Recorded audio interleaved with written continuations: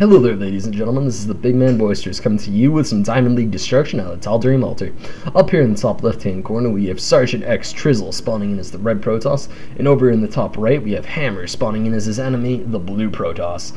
So as this game starts off, I would just like to point out that this is a very interesting map to have a PvP on, because there is the possibility for Forge Fast Expand for either of these players, but Forge Fast Expands aren't really the most effective way to open up against a Protoss. So although we might see it in this game, I doubt that we will, just because really, if you try to Forge Fast Expand against another Protoss, they're basically going to smack your teeth in with Warp Prism play or something to that effect. It does let you get a pretty early economic advantage, but if you can't defend against something like a really hard 4-gate, which can come when you get 4-gated, or when you Forge Fast Expand, and 4-gates are really hard to hold off with just straight cannons. I mean, you need at least 3 to 5 cannons to hold off your typical 4-gate attack. And it's really just not a situation you want to be in as a Protoss player. We do have both players spending their Chrono Boost appropriately, starting off just on straight up probes, and I'd expect to see them just keep Chrono Boosting out probes. But Sergeant Trizzle is actually not doing it. He's gonna pull up a little bit of Chrono Boost, which is an interesting choice this early in the game, because really Chrono Boost is what you need. And actually, Hammer is getting a bit late of an assimilator. I mean, that's 10 seconds behind, which, although it might not seem it, is quite a bit for Protoss, because 10 seconds is around 4 trips with one, or like around 4 gathering of what you call it, Vespene gas. But actually, Sergeant Trizzle isn't going to be using that assimilator efficiently, so Hammer actually, with his later assimilator, is getting the faster gas, which is pretty interesting. I'd expect to see both players dropping a Cyber Core. Hammer did get his a little bit earlier, but it's nothing, it's 1 second earlier. It's nothing that's going to affect it all that much. Chrono Boost is finally getting spent out for Sergeant Trizzle, but, you know, spending Chrono Boost this late is kind of an interesting choice. I mean, mostly people go for the Chrono Boost for like the first 2 cycles of probes that you're producing. You know, the right after your first pylon finishes, and then like right around the time that you drop your second pylon, or right around the time your second pylon is halfway done or finishes. It looks like Sergeant Trizzle is going to get a full scout out on this Cybernetics Core finishing up, and he's going to notice that it doesn't start producing right at the beginning. That's a pretty interesting choice considering the fact that he had the gas for it. It looks like he was going to drop a Robo Bay, which a Robo Bay is a surprising choice in this matchup, and Sergeant Trizzle is just going to lose that probe for free. But we do have a 4-gate coming out of Sergeant Trizzle and a fast Robo Bay coming out of Hammer. I'm not sure if he's going to be able to hold off a hard 4-gate with just a Robo Bay, considering the fact that his Warp Gate production is almost half a unit cycle behind. So chances are Sergeant Trizzle is going to be a unit cycle ahead, which is pretty bad for Protoss. You never really want to let your opponent get, you know, Warp Gate that much faster than you, because 20 seconds in a PvP matchup can be life or death, essentially. If he is a cycle up on you, he can essentially kill your entire army before your next cycle finishes it, and you have extra army. But, you know, Sergeant Trizzle is supply blocking himself a little bit. It looks like he's going to be going for 1 more cycle of just regular spawn units before he transitions all these into Warp Gates, which is definitely the right choice when you're that close, when you're that far away from Warp Gate finishing. And we do have Immortals getting Chrono Boosted out, because I think, yeah, Hammer actually managed to scout all of these Warp Gates, and that's why you typically don't see a lot of players go for Warp Gates this close to the front of their base, because they're just so easy to scout. And I think that might be what's saving Hammer the game right now, because at this point Hammer is just going to start cranking out Immortals as fast as possible, and he's even Chrono Boosting his robotics facility, which is definitely the right choice in a situation like this, as we do see a lot of Stalkers coming out. But Immortals are just so effective against Stalkers, because Stalkers, they get capped at 10 damage versus Immortals as long as the Immortals have their shields up, and Immortals deal 2.5 times more damage to Stalkers than they do to Zealots. So I think that really the better choice for Sergeant Chisel here would be to go for really heavy zealot numbers, but he's not going to be doing it. He's going to be going for pretty crazy stalker numbers, actually. And all of his stalkers are going to get seen. I'm surprised I don't see another immortal popping out for him. And there's the immortal. I'm also surprised that he's not going for a chrono boost. There's the chrono boost on that last immortal. He might have to hold this off with 2 immortals, which would be sketchy. Immortals, they're not...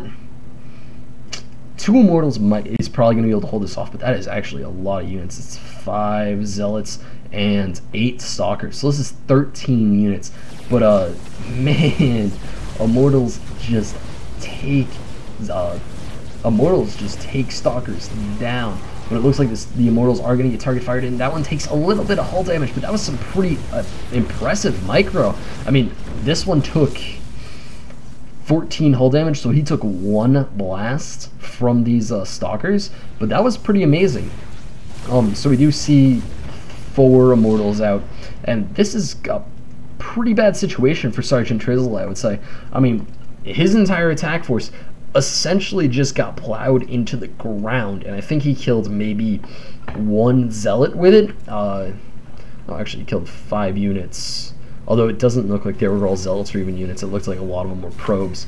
But yeah, you don't want to trade 1,700 resources for 350 resources this early in the game, because that's basically just going to allow your opponent to plow over you with these extra units that he has. Because we are going to be seeing a 4th immortal out on the field, and a 9-minute timing push with 4 immortals is going to completely destroy any sort of 4-gate army.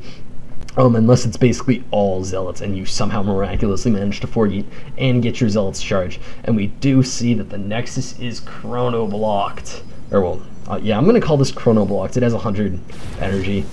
And chrono blocking your Nexus is not the greatest choice, just because, you know, this is going to get... I think he might be able to hold off this attack for a little while, but even that's iffy with the 4th immortal coming in now. This base might actually go down. There are a fair amount of ooh, this immortal is taking a lot of damage. Is it going to get micro back in time? Oh, the immortal does go down, but there's still 3 more of them. And I wouldn't be surprised to see Sergeant Trizzle completely lose the game here, as this Nexus looks like it might actually go down. There are 4 zealots coming in, and actually the mortals are going to be pulling back. Huh. I think he could really just plow through this forest with these immortals, because these immortals can essentially just one-shot these stalkers. I mean, it would take 2 barrages from one of them, but you know, these immortals would just plow through those stalkers. And look at this unit loss resource difference right here. That's pretty ridiculous. 3,300 to 1,400, and we do have mass zealot coming out, and zealots really complement immortals so well, because the only real weakness to immortal are zealots, and because immortals only hit zealots for 20, whereas they hit things like stalkers for 50. So it's really nice to have your own backbone of stalkers there to try to, or your own backbone of zealots there to take out his zealots, while your immortals will just clean up the backfield of stalkers. And it does look like we do have a proxy pylon coming in, and an observer is on the high ground, so this is no longer safe for red Protoss player Sergeant Trizzle. And this just really doesn't look like a good situation for Sergeant Trizzle, as we are going to be seeing this sentry is probably going to throw down a Guardian Shield, and yeah, Guardian Shield, and that's probably going to be it. You know, these zealots are easily going to plow through and just eat the damage that's coming in from the zealots of his enemy. Plus, all the probes are going to get knocked down, and that was a lot of probes to get taken out. And despite how good these force fields are, it doesn't matter for these immortals. These immortals will just be able to lay it out, and as soon as this Nexus goes down, that's essentially game, because his early economy was gone, and Sergeant Trizzle has lost the game. So that was a pretty impressive showing of the fast immortal play to block a 4-gate, and I have to really congratulate Hammer on that game. I think that Sergeant Trizzle should have kind of backed off the 4-gate as soon as it got scouted. As soon as that probe got up into this place and saw the 4-gate, I would have canceled the gateway and just gone for a fast expand, because your enemy would have really nothing to reciprocate against you for. But you know, that's just my ideas. So anyway, guys, If you want to watch more Boisterous action, head on over to youtube.com/user/boisteroussc2. And if you want me to commentate your games, and trust me, I want to commentate them. And you know, I don't judge on skill level. You guys can send them in from any league, any level, whether you're a 1v1 player, a 2v2 player, 3v3 player, 4v4 player. If you only play FFAs, I'll take them. I actually want to try casting a free-for-all because I think that would be kind of interesting. But anyway, guys, this is Boisterous signing out.